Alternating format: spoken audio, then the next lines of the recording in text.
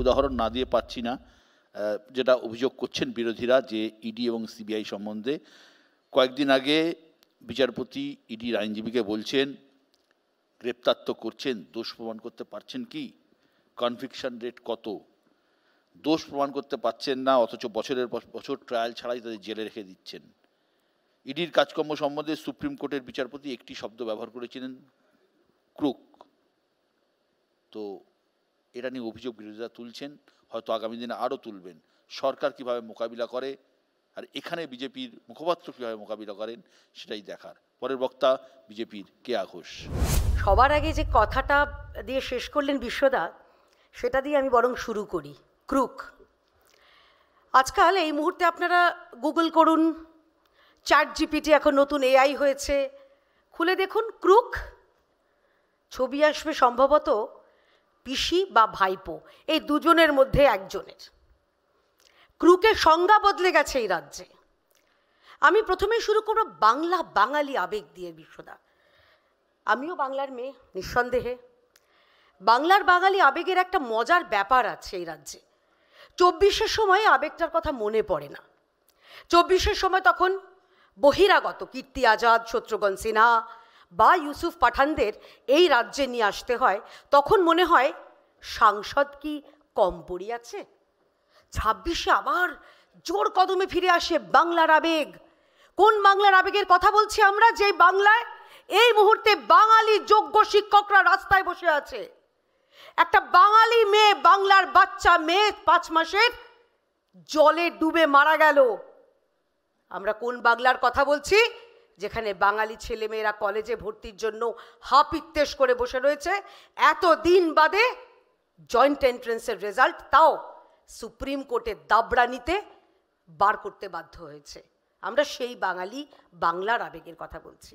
আচ্ছা, আমরা বাংলার আবেগের কথা বলছি, অথচ আমাদের এই রাজ্যে আমি দেখছি, দেখুন আমার আগের পূর্ববর্তী বক্তা ছিলেন প্রসূন বন্দ্যোপাধ্যায়, অত্যন্ত ডেকোরেটেড আইপিএস অফিসার ছিলেন, কিন্তু উনি কিন্তু ডিজি হতে পারেননি। বিশ্বদা, প্রসূন বন্দ্যোপাধ্যায় বা এরকম কোনো যোগ্য মানুষকে সরিয়ে যে আমাদের রাজ্যে ডিআইজি করা হয়েছে এক অবাঙালিকে। আমাদের রাজ্যে মুখ্য সচিব করা হয়েছে অত্যন্ত বাঙালি, অনেক যোগ্য নিশ্চয় অফিসার ছিল, তাদেরকে টপকে অবাঙালিকে করা হয়েছে। আর আমি যদি কিছু নামের তালিকা দিই, তাহলেও বোধহয় তৃণমূলের যারা মুখপাত্র রয়েছেন লজ্জা পাবেন।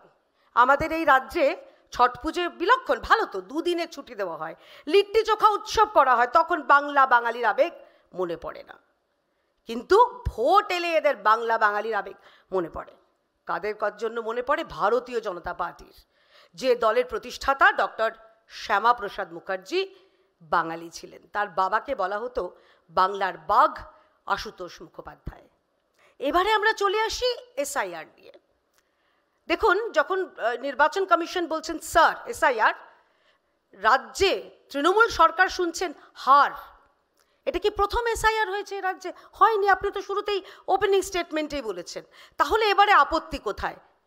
আপত্তি হচ্ছে মমতা বন্দ্যোপাধ্যায় 180 ডিগ্রি পাল্টে গেছেন।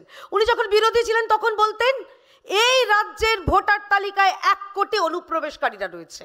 এখন ওই 1 কোটি অনুপ্রবেশকারী, সম্ভবত তার থেকে বেশিও হতে পারেন, তারাই হচ্ছে তার কোর ভোট ব্যাংক।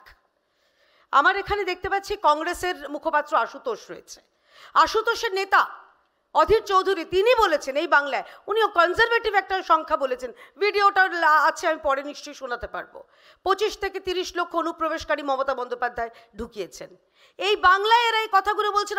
আবার দিল্লিতে গিয়ে পাটনায় দেখুন রাহুল গান্ধী, তিনি আবার এসআইআর এর বিরুদ্ধে কথা বলছেন। এক আজব একটা খিচুড়ি। এই খিচুড়িতে আপনি না ডাল চাল সব পরিমাণ মতন যেরকম হয় পাবেন না। এখানে কোথাও নুন বেশি, কোথাও হলুদ বেশি, কোথাও আচার বেশি, কোথাও মশলা বেশি, ইত্যাদি প্রভৃতি। আমি চলে আসি, এর আগে আমাদের পূর্ববর্তী বক্তা, ওনার কথা শুনেই মনে হলো ওনার যে কোনো কারণে হতেই পারে ওনার বিশেষ রাগ আছে মাননীয় প্রধানমন্ত্রী শ্রী নরেন্দ্র মোদী বা মাননীয় স্বরাষ্ট্রমন্ত্রী অমিত শাহের উপরে। উনি বললেন কি তদন্ত হয়েছে, কোন তদন্ত, কার সময় কি হয়েছে। আমি 2টো প্রশ্ন করতে চাই। প্রথম প্রশ্ন হচ্ছে, যখন মাননীয় প্রধানমন্ত্রী নরেন্দ্র মোদী তখন গুজরাটের মুখ্যমন্ত্রী ছিলেন, তার যখন তদন্ত হয়েছে তখন কোন সময় ছিল, কোন সরকার ছিল? ইউপিএ সরকার, কংগ্রেস সরকার। যখন স্বরাষ্ট্রমন্ত্রী অমিত শাহকে যখন তাকে জেরা করা হয়েছিল, তিনি সমস্ত পদ ছেড়ে তিনি সমস্ত তদন্তে তিনি ফেস করেছিলেন এবং আদালত তাকে ছাড় দিয়েছিল। আদালতের কি ওয়ার্ডটা আমার মনে হয় দেবজিৎদা ভালো করে বলতে পারবেন পরবর্তী বক্তা হিসেবে। যারা বলেন এই রাজ্যে বাঙালি অস্মিতা, বাঙালি আবেগ, আমি তাদের জিজ্ঞাসা করতে চাই, এই রাজ্যে এতগুলো দুর্নীতি হয়েছে, এতগুলো মানুষের শোষণ হয়েছে, তখন আপনাদের বাঙালি আবেগ কোথায় যায়? এবার চলে আসি 150তম 130তম যেটা সংশোধনী হয়েছে সংবিধানের, যেটা বিলটা পেশ করা হয়েছে। এর আগে তো 129 বার হয়েছে, তখন তো এরকম গেল রব করা হয়নি, তাহলে এখন কেন? কথাটা হচ্ছে ঠাকুর ঘরে কেড়ে আমি তো কলা খাইনি অবস্থা। কারণ যারা দুর্নীতিগ্রস্ত তারা তো জানেই যে কোথায় ব্যথাটা আছে। ওখানে বলছেন দুর্নীতিগ্রস্তরা জেলে যাবে, সবার আগে নাম মাননীয় প্রধানমন্ত্রীর, তিনি তো নিজের নামটা বাইরে রাখতে পারতেন, রাখেননি। তারপরে নাম ইউনিয়ন ক্যাবিনেট, তারপরে রাজ্যের মুখ্যমন্ত্রী, রাজ্যে এসেই তখন গন্ডগোলটা শুরু হয়ে গেল।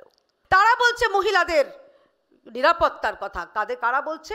অনুব্রত মণ্ডলকে যারা পাশে হাঁটিয়ে যারা নিয়ে যায় তারা বলছেন। যারা ওই অভিযুক্ত চাকরি চুরির দুর্নীতির অভিযোগে পাঁচিল জীবনকৃষ্ণকে তার বেলে থাকাকালীন, জামিনে থাকাকালীন পরিবহন দপ্তরের ডিরেক্টর বানিয়ে দেয়, তারা বলছে দুর্নীতির কথা, দুর্নীতি মুক্ত বাংলার কথা। আমরা বলছি দুর্নীতি মুক্ত বাংলার কথা, তাহলে আপনাদের অসুবিধা কোথায় হচ্ছে?